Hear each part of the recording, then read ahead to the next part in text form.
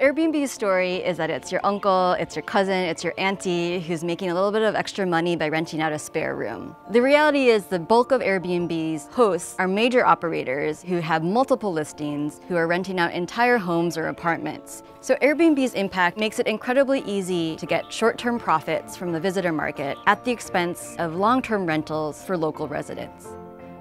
In the last 10 years in our community in Hauula, I've seen businesses opening up in the middle of our neighborhoods and how it's changing the whole demographic of our community.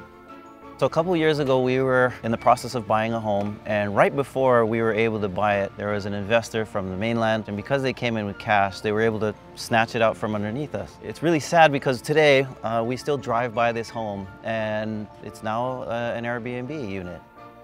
When someone turns a home into an Airbnb or a vacation rental, they're taking away our residentially zoned areas, and they're turning our communities into a commodity. For purchase, for gain, for profit, people investing for business in residential areas is going to hurt our communities, and especially the older generations, our Native Hawaiian population. We're going to be priced out of our own homes. I've been going and surfing on the North Shore for over 40 years, and they've been having surfers renting rooms all the way back then. You know, you could pay 20 bucks and get a room for the weekend, and that was kind of the culture. But it developed into a monster that is just eating up everything on the North Shore. Airbnb is sucking the money out of our economy.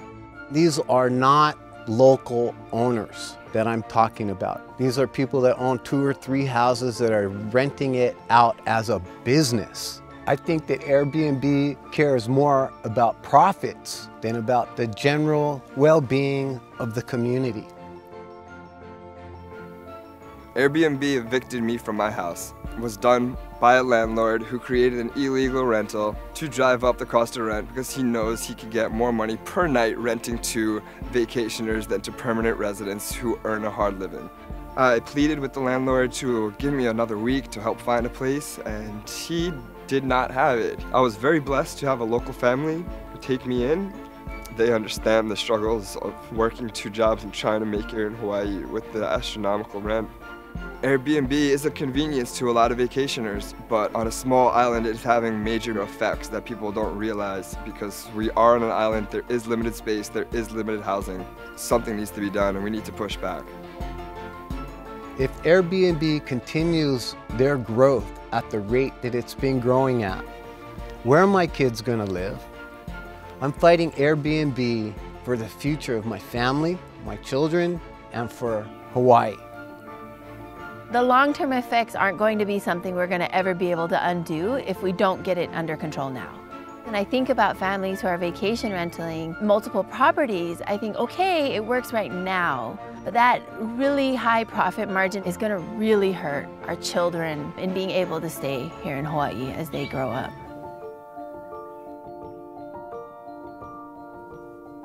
If we're serious about addressing our affordable housing crisis here in the state of Hawaii, the key question we need to really consider is whether housing is for Hawaii and for the people who live here, or if housing is for profit and speculation.